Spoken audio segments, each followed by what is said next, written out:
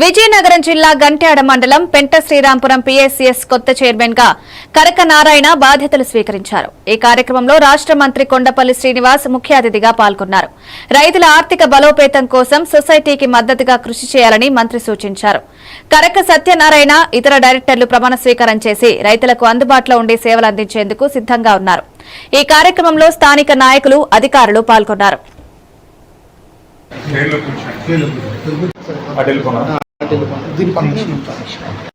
ఆ బస్సు కూడా దగ్గరలోనే మనకి రేగిపూలి గుర్తుపాడు ఇటువైపు నుంచి వచ్చేలా కూడా మేము ప్లాన్ చేస్తున్నాం.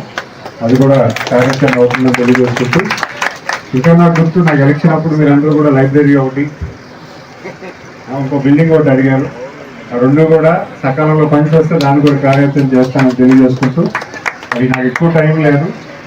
డిఆర్సీ మీటింగ్ నుంచి ఎవరైతే మెంబర్స్ ఉన్నారో వాళ్ళందరినీ కూడా కలుపుకొని ముందుకు వెళ్ళాలని కోరుకుంటూ, మరి అంతేకాకుండా మన గ్రామంలో మంచి పండుగ చేశారు. నేను కూడా రావడం జరిగింది.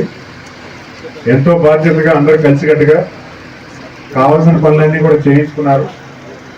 ఎందుకంటే మీరందరూ కూడా ఏదైతే కలిసికట్టుగా అడుగుతారో దాంట్లో ఖచ్చితంగా విజయం ఉంటుంది.